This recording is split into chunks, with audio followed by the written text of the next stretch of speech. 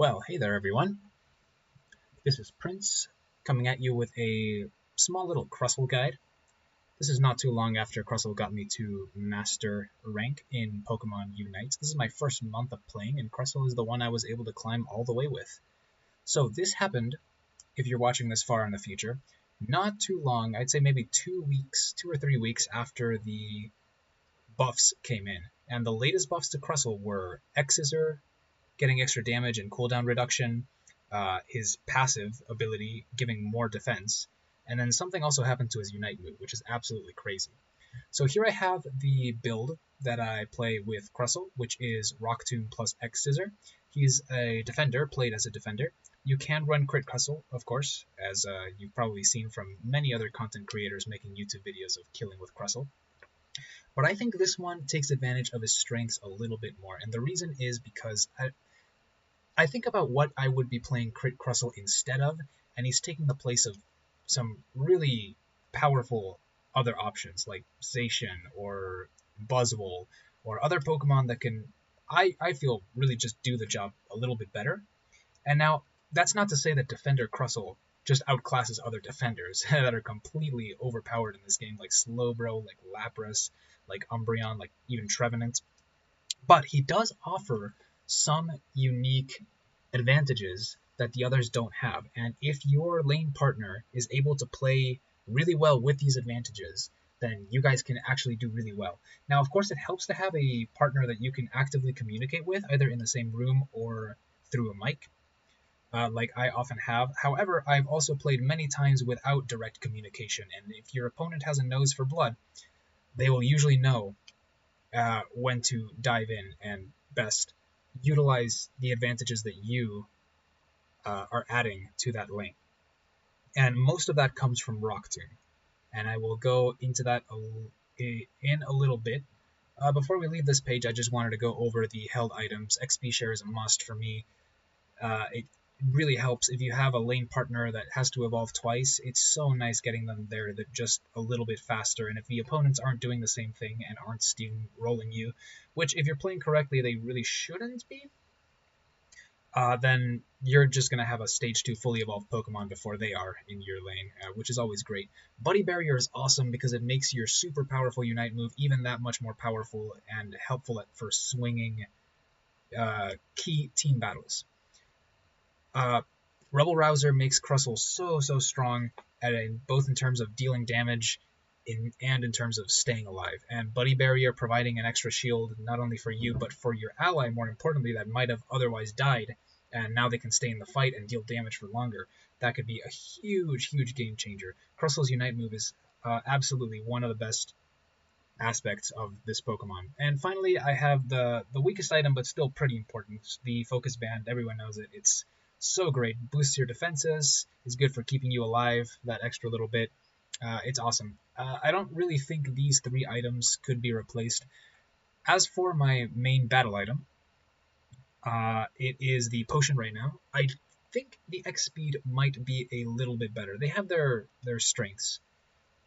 It doesn't really show me my battle item here, but both of them are good for keeping you alive and helping you retreat faster, but the X-Speed has extra utility of allowing you to get to fights faster because this crab is really slow at walking, whereas Potion actually helps you in scenarios where you want to stay alive longer but not retreat, and just get you that extra XP so you can keep on bashing the opponents, which X-Speed wouldn't really help with.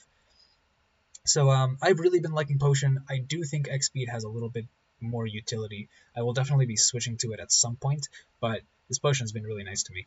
We're going to go ahead and go into the practice arena just so that we can see exactly how this crab wants to play. And I chose Blastoise because I want to show exactly what he looks like against a tankier opponent. It's just to showcase that later. So this Pokemon needs to evolve once. It happens at level 4. It's pretty early. And Dwebble honestly isn't bad. So you just want to go into your lane with your lane partner. I always take Rock Slide first, and it won't be too much longer until we get our, what's it called, Fury Cutter. Fury Cutter is definitely the less important of the two, but it does help hit harder and therefore secures a lot better. So you can see this basic attack, boop, I did 149 with it, and Fury Cutter, whoops, I didn't even see how much I did to this thing. 462. It was actually a little bit boosted because every time you hit something that was already Fury Cuttered, deals extra. So there's a 540 hit. So it's pretty nice. Now, the regular laning phase involves killing those Bunnelbees. Hopefully everyone's on the same track. And then you leave this one and actually contest the one in the middle, right? Oh, there's the Squirtle. So this is going to be a bad example. Or actually not. I want to show how Rock Slide can be utilized to help secure some farms. Say that the opponent is trying to go for this little one. Rock Slide has a stun, right? So you're able to stun both the Pokemon attacking the farm and the farm itself. So this Squirtle is really aggressive and really wants to kill me. Goodness. So imagine he's fighting that Indini, like right there. Boom! We can stun both of them, and if you didn't kill, well, the opponent is stunned. So you can go in and secure with your Fury Cutter. So that's one of my favorite early game interactions, and really the only one of note. It's pretty boring being a double. You kind of just want to get to Crustle as fast as possible because you get this super sexy Rock Tomb. And here's what it does. Whoop. There's a couple of things going on there, but the more important one is this Rock Wall. Not for scenarios like this, but more so for scenarios where the enemy is retreating. Let me see if I can force him to retreat. He's being a pain in the neck. Crap, I accidentally killed him. But you guys can imagine exactly what I mean. Someone's running away, boom, you put a rock wall in front of them, it stops them. Now you see this Bunnelby took a little bit of damage from the line on the ground that is drawn. It's not the actual wall, as far as I know, that's doing the hurt. It's the line that leads up to it. Whoosh, little crack in the earth. But this rock wall, well, actually anyone who gets hit by that crack in the earth is going to be slowed by 60%, which is awesome because two ways that this rock differentiates from the little light screen that Mr. Mime puts up, for example, is that it isn't just, it's curved. So you can't just go to the sides. You actually have to walk back toward the Crustle in order to step out of it. And it becomes even harder to do that if you've been slowed by 60%. So imagine, I can't really do too much right now with a Fury Cutter, but imagine I had a lane partner that actually dealt damage. That would be spicy. Now, level 6 is important because this is where you take X Scissor. Do not take Stealth Rock. And this is important because now, even without a lane partner, you have good secure because X Scissor is your best form of damage. Not only does X Scissor hit 3 times and is much faster at dealing damage than regular auto attacks or Fury Cutter would have been, but if you X Scissor someone into a wall, they actually get stunned in the very last hit. See the little stars? And guess who creates walls? Crustle himself does. So you have a built-in little combo, and you don't necessarily need a lane partner to help you secure kills on wounded or relatively squishy opponents. So that's why the level 6 is really nice. Now level 9 is also really nice because you get your Unite move, Rebel Rouser. Now, you shouldn't be jungling with Crustle, but I did want to showcase that if you aggro the jungle Pokemon, X Scissor Scissors knockback interrupts their little charge attack, which I failed to show because... Oh my god. Well, the only reason that you would be fighting a jungle Pokemon as this build of Crustle would be if you're trying to steamroll a win and you invade their jungle to steal one of their buffs, maybe, and then retreat. So, using this combo, we can get a decent amount of damage. It's pretty decent against speedsters and attackers, if you can catch them. All-rounders, maybe. Defenders, definitely not. This build of Crustle does not have enough damage to take down defenders. But it is very tanky itself, and hard to take down. So, usually, defender fights look a little bit like... Well, I'll wait for that Blastoise to show up again, and we can level up. Oh, he got killed by the Regieleki up there. Well, I guess that's a good moment to talk about how strong we are against objectives. And while our sustain is pretty good to be able to stay in the fight with them, our damage output is not quite that good. So as you can see, my DPS just isn't that fast compared to how fast an attacker or all-rounder could be shredding this. I will probably eventually take down this Regieleki, even if I make mistakes and fall into his line of fire. I have so much HP and so much defense and special defense that it's still going to take a while to kill me. And this is one of the reasons I like the potion, is because if I'm the only one on the objective and it's threatening to kill me, this potion is going to make it so that I'm not very likely to die to this Regieleki. And most people will know, because the game says I'm attacking Regieleki, that I'm up here, and they'll come help secure. Oh wow, I accidentally threw the Rock Tomb way over there. So here I potion just in case, and we secure. Easy peasy. And we get to level 9. Here is our Unite move, Rubble Rouser. So this Unite move is so cool. It lets you 1v3 pretty easily. I've taken it into 1v4 scenarios, and even though you don't make it out alive, you deal so much damage to that group, assuming they're not super over-leveled. And we'll see an example of this in the video I play after this little practice arena guide. But basically, oh my gosh, this thing does everything. It gives you movement speed, it gives you a shield. You get another shield from Buddy Barrier, the item, that also shields your opponents. It deals constant damage in an area around you, and if you take damage, the enemy that damaged you takes it back, as if you're wearing a Rocky helmet, like the one in the games. It's just absolutely amazing. It makes you just a freak of nature. Very tough to kill. And it's just absolutely great for winning team fights. So that's what I do to help secure the birds. The little Alterius. I call them birds. I guess I should have gone into that first. Let's get the middle birds.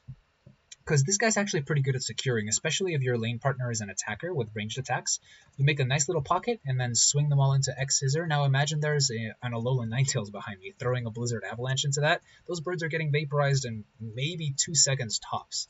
That's really nice for when there's actual allies trying to contest those from you. If they blink, they miss those, and all of that XP is secured. That is really nice. Alolan Ninetales is my favorite for this because it just throws vertical ice attacks into the little pocket of rocks that you make. But honestly, like even this Blastoise would be nice. Anything with some form of area of effect damage that hits everything in an area is going to be nice, even if they're melee attackers. So, let me boost up our levels to show you guys how a fight between tanks usually goes, because it's not pretty. Basically, I'm hitting him and trying to do as much damage, and this isn't the greatest example because he started off at lower HP, but it takes forever for me to kill this Blastoise. And that's how it goes for Goodra, Lapras, Trevenant. Now, they can't deal too much damage to me, but my damage on them, it's not too good. Now, a lot of the times you do want to engage if you think that your team is going to come and support the fight before theirs does. Or, let's say there's a Registeel or something down here, one of the Regis, one of the objectives, and one of your all-rounders or attackers is on that. Yeah, you could chip away at it, but if you see someone coming in, you might want to engage them instead, and that's when a fight between tanks might ensue. And if they start trying to run toward the objective, of course you could control the area. It's one of the things that's so cool about Crustle is how he controls the space around him.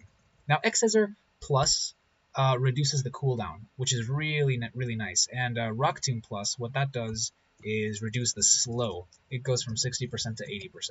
So basically what you were already doing, you do it better. It isn't something magical like Buzzwole's Superpower Plus, where it just completely feels like a new broken ability. It's just what you were doing, but just slightly better. Let's see. What is there left to say?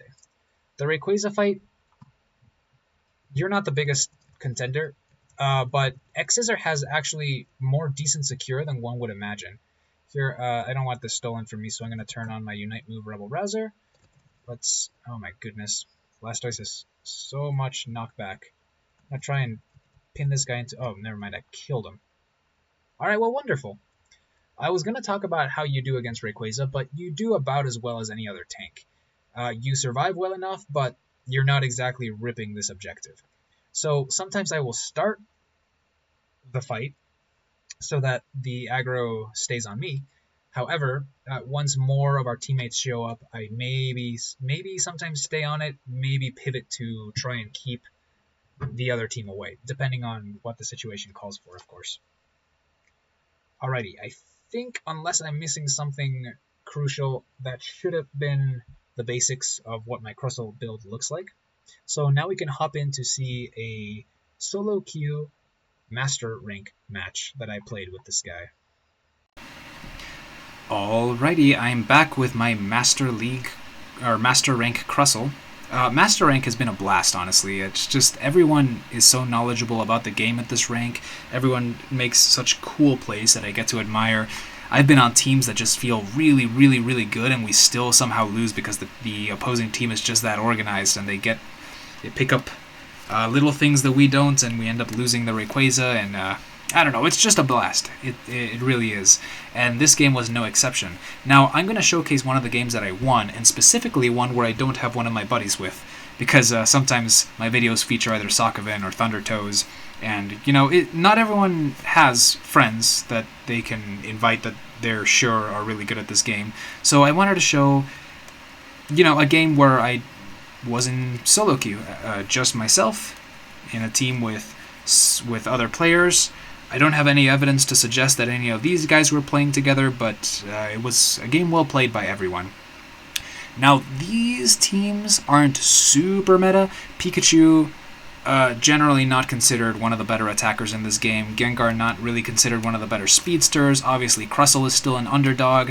Now, Machamp, everyone knows that he should maybe be respected if he's played optimally, but still not considered one of the best in the game by any means. Now, Goodra might be, of the 5 on our team, the one considered most closely aligned with the current metagame. But on their side, Eldegoss and Slowbro, if those are played well and in an organized team, they could definitely wreak havoc. And same with that Gardevoir, who has one of the scariest damage output potentials in the game. Now, Cinderace and Dragonite, a little bit lower on the tier list right now, but definitely if played well, they can be very scary opponents. So, not a lot is known. Anything could happen. Of course, we're playing in Master Rank, but we're still not professionals, so anyone could slap each other with any Pokemon still, which is how it should be. It's what I love. Because you can take your favorite Pokemon and just do really well with it. Now, Crustle wasn't my favorite Pokemon before I started maining him before the new buffs, but he's really grown on me. Look at how cute Dwebble is, walking with his little crab claws. Alright, so something immediately went awry in this game. There was some miscommunication here. So, here I'm thinking, one of these guys that was going to the jungle started attacking the Bunnelby, forgetting that it was actually the Machamp who had called the jungle. So I realized a little bit too late that someone, I definitely called bottom, someone who either didn't call or called top just decided to go bottom. And it takes me a while to realize this because I have it ingrained in my brain that Gengar is the jungler. So I just forget that it's Machamp's duty. And Ghastly even bluffs me by going to the jungle. He might have forgotten for himself that he wasn't the jungler, and then he was like, oh yeah. So now I see him stay at the bottom lane, and I'm thinking, what the heck is happening? And then I remember, oh, it was Machamp that called the jungle. So I realize I'm the one who's out of place, and I go top lane. Now, if our Goodra had been an XP share user, like me, this would have been a terrible matchup at top. But I remember that he wasn't. He just had some really good items, like maybe a spoon, one of the glasses, focus band, something like that. But it was clearly meant to scale and not be an XP share user defender, which is totally fine. And that actually works better because now my EXP share actually serves a purpose. So I come up definitely a little late, and what happens here? Well, they weren't expecting me because they would have seen a bottom laner here earlier. Now the Slowpoke's decent at tanking damage, but its lane partner is nowhere to be found. It was probably out there farming. Well, the Slowpoke was maybe trying to get a stack, so it ends up getting killed despite having an eject button. This Dratini is not really a threat to us, but I also don't want to waste my time fighting it on its goal when there's farm to be farmed. You know what I'm saying? So we come here, I do secure that Bunnelby. If he wants to fight, we'll take the fight to him, but I see he's retreating. I don't want to bother. I'm still level 3, I really want to get to Crustle, right? And I'm hoping that the Gumi comes here to farm with me because he's still level 4. I want him to evolve at least once. He correctly goes for the farm back here. We have just another second, and then the mid-birds are up. However, I know our jungler is here. And even though we're definitely going to be late to them, that Machoke can beat up the Dratini. So we've already guaranteed a lot of those. I come in and steal one of them, which gets me to Crustle. All is looking good. So now there's an Eldegoss here. I don't know where he came from. He must have swapped with the Slowpoke. So now their top laners are Eldegoss and Dragonair. And their jungler is Cinderace. And man, I learned some things about Cinderace because everyone's seen the memes. The Cinderace players, especially in the early ranks of this game, they are, oh man, sometimes very... what's the word? Absent-minded. I don't know. I don't know why it's always that Pokemon, but when it's played well, it can be quite scary. So here, the way I always talk about Crustle is that this Pokemon isn't going to be doing any fancy moves that wows everyone. This Pokemon is good for when you are a careful and methodical player that just tries to do everything in the best way and just play it safe and play it patiently.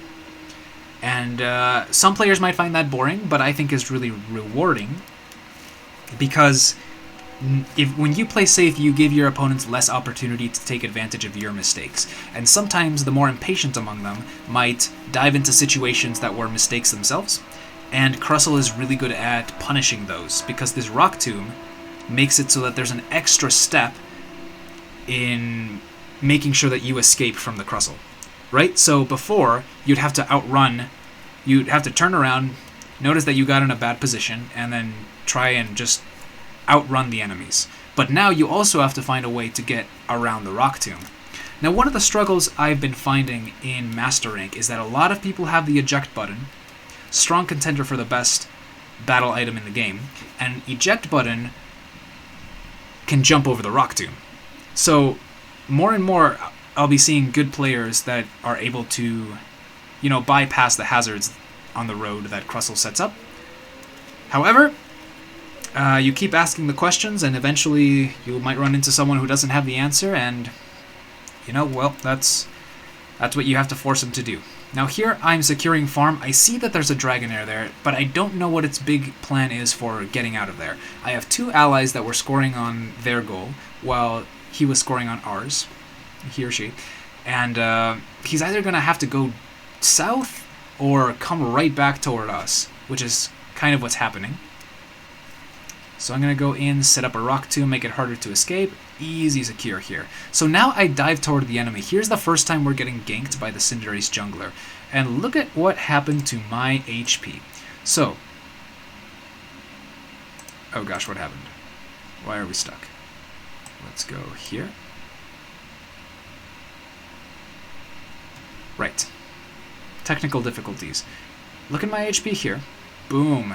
Boom. I took over 1,000 from that first shot. I have to potion there and make a retreat. Now this Cinderace is only one level above me. Wow. Kudos to this player. He must have the Slick Spoon. No, he's physical. No Slick Spoon here. Yeah, I forget that. He's physical but ranged. Oh man. Okay, so lessons learned about Cinderace players when they're good is they can chunk an HP bar. Look at that. Oh my god, I'm not going to be able to escape from this Eldegoss now. Eldegoss, oh, he's on Leaf Tornado. And he has famously hard-hitting auto attacks too. So there was just no escape from that situation that I put myself in just by not respecting the Cinderace. But we're still doing well. Our jungler stayed up in our lane for kind of a long time for a jungler. But now I want to get this Goodra, and so does the Goodra. And we got it. Just one more piece of farm that was left, and he fully evolves at level 8. Now we want to get these birds, the 720 birds, so that we can get the XP. And couldn't tell how much of that I secured. I think it was a good chunk. Wow, this Cinderace can really just blow me to bits. Good lord. Okay, so here, he can chase me down and maybe kill me as I'm poking out of the grass on my way to the goal. However, he makes a sharp turn to hit the Baltoy once, and it's enough for me to get away, get behind the goal, and grab a berry. I should have grabbed the berry a lot faster than that, because I didn't notice that Goodra was fighting... Who else came with us? Was it Curly or Eldegoss? Was Eldegoss? No? No, it was Dragonair, the other top laner, right. And so Cinderace went back. I went to help the Goodra, but they secured the kill, so I wait in the grass, hoping to catch one of them off guard. And Cinderace is going for the objective, but this Dragonair is walking straight toward me. So I put a Rock Tomb in the incorrect place, all the way over there, so I can't actually X-Scissor him into a wall, so I can't stun him. But this Dragonair can't escape the Great Rock Tomb. So I make up for my mistake. And now, I could have done that a little faster and not have had to have dealt with this Kirlia, but my allies are coming up. Now, it wasn't fast enough to prevent Cinderace from getting that objective, and I don't know if I would have been able to at all. Maybe under a Rock Tomb scenario here, I noticed that if I... Oh man, 10 seconds is a lot. Here, I noticed that if I run away, he's just going to fire down on me, and I'm going to die on the edge of my goal. So instead, I'm like, okay, I see I have some allies about to come back me up. I would rather them have to fight a half-health Cinderace than a full-health Cinderace. This is one of those things where you just have to think.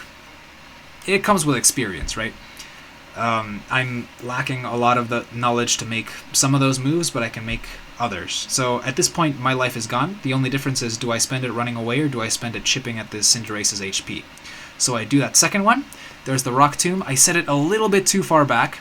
I think I missed the stun on the last X-Scissor, but now Goodra has to deal with a half-health Cinderace rather than a full-health one, which is nice because that Goodra was almost dead. Now Haunter comes and secures the kill on Kirlia. So, that was awesome. They didn't get to score on that Regieleki boosted goal that we had, and we got some XP back for killing them. So now this time I come to bottom because this objective hasn't been taken yet.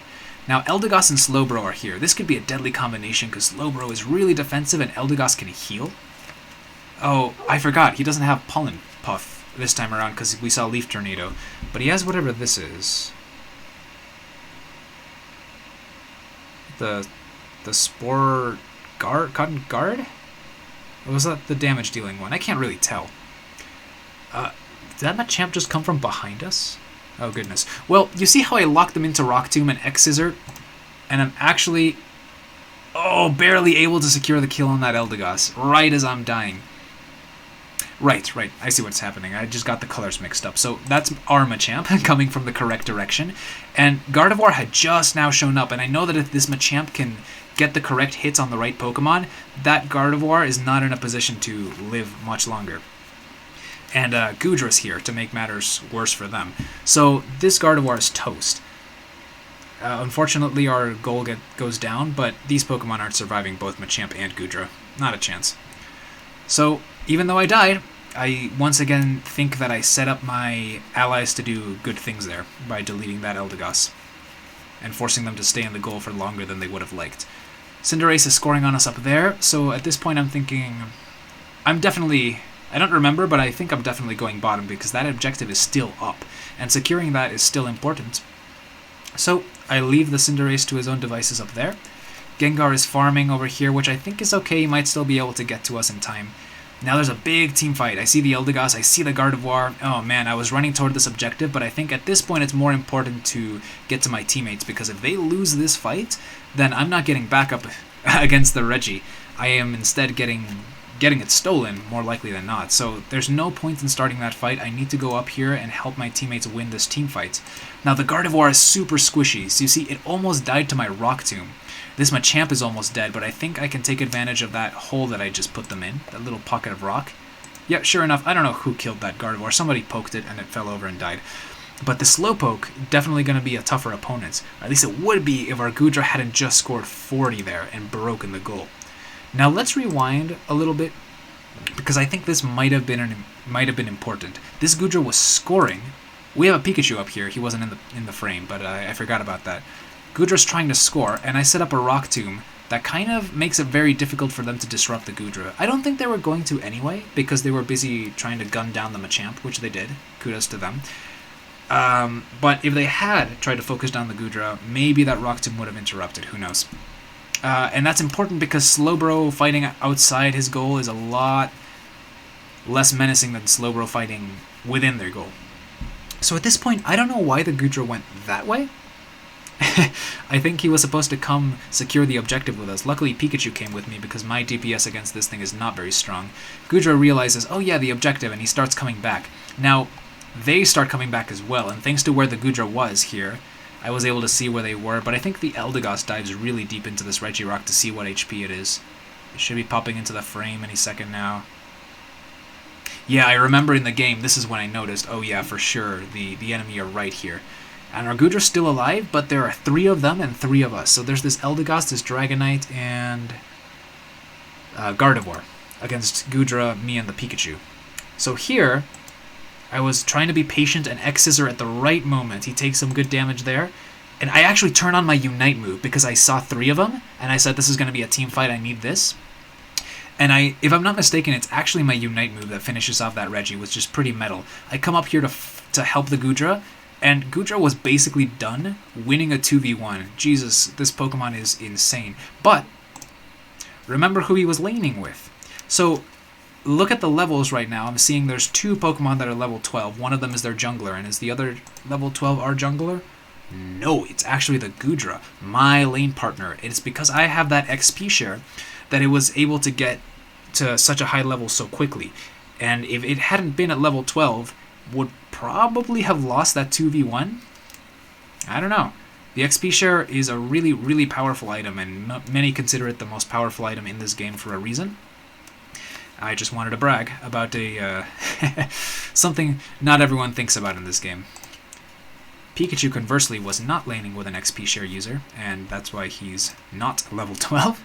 Well, one of the reasons. So Gardevoir comes to defend this goal, which is admirable, but you're still a Gardevoir and you're level 10. So let's see how well it does against 2 opponents in close range. I would have liked to have put that Rock Tomb so much closer, but sometimes I'm still not super accurate with that thing. Now, because they're fighting in their goal, I actually can't defend, but it makes me feel better about 3 of them coming down here because I know, even if I killed the Gardevoir, I wasn't making it out of there, and that means 3 of them are not up here fighting in the objective against Cinderace. So, yet again, another death, but another not as bad of a loss as it could have been death. We secure the Regieleki, we get the kill on the Cinderace. Now they have to defend against the Regieleki or take a bunch of score damage. Now I know that there might be some coming south, and I think I see them right before I jump, so I have to make a split decision. Okay, do I go down and defend when I know it's just me? Or do I help my team steamroll top? And I felt it was just a little bit better of an idea to just let the bottom goal go and come up here and steamroll. And the reason is because if we win this fight, not only do we end up with dead opponents, but we also have a perfect opportunity to score, break that goal, get more stacks in, and, snowball the match a little bit farther. A newer player, a newer, what am I trying to say? A newer version of me, when I was newer to the game, probably would have made the different decision there and gone to defend that goal, which, I don't know, might have been okay. The Machamp eventually did go down there to help, so I probably could have held them off, and then Machamp could have killed 1 or 2 of them. But I think this play is still the correct one. Now, you saw, I barely had to pause only at the end there because of how long it took Crustle to walk over here. And this is one of the areas where maybe the X speed could have been used offensively if I had had that instead of the potion. Here is another one of those areas where, yes, I'm getting killed by the Cinderace, but I make a last-ditch effort to keep him in the fight and prevent him from running away, which basically guarantees his death. Which I thought was nice because now he's got a 15-second death timer, and we're able to push. I don't know if we should have pushed that far. We got killed. But I don't know, who knows. I think it would have been nice to have retreated, gone back to goal, and then all showed up for this bottom objective. So this situation looks a lot like the last one. I can camp out near the objective or even get these birds, but I see everyone's at the bottom lane, so oh boy. Here I come trying to fend off these 3 opponents and help my Machamp. And what happens here? The Machamp is at really low HP. I realize, he's not going to be a factor, because if he dives in here, he's going to die. He needs to get out of here. But I'm already committed. Not only that, but their bubbles were covering each other up, and I thought there were 3 of them. There's actually 4 of them. 2 of them share my level, and 2 of them are above it. So at this point, I am a dead Crustle. And I make a choice here. It can be argued that the correct choice here is to let myself die and have my Unite move ready for the center objective to try and win the middle fight and secure Rayquaza. Alternatively, this is the fun option. I can turn on that Rubble Rouser and see how much damage I can deal to these characters. They're all in really close quarters to each other. I am X-scissoring them all back to the same location. I have my Rock Tomb ready. If I turn on Rubble Rouser, I can maybe secure a kill on Gardevoir and maybe Cinderace, who, if I remember correctly, I didn't even notice was in this fight. I just saw that Gardevoir and I only had eyes for her, because I know how important that Gardevoir can be to securing Rayquaza later. Now, I shouldn't have really been thinking about that, because 51 seconds is still plenty of time for them to come back from the dead and go toward the Rayquaza. But I didn't have a lot of seconds to think. So, in comes the Rubble Rouser. Of course, everyone's thinking this Crustle is easy prey. We're going to shred it. Of course, they do end up shredding me, but not before I aim an X-Scissor directly at that Gardevoir, trying my best to kill it. So, we see here 4 opponents almost at full health. This Crustle is almost dead, doesn't have the level advantage against all of them, and we'll see how it ends up.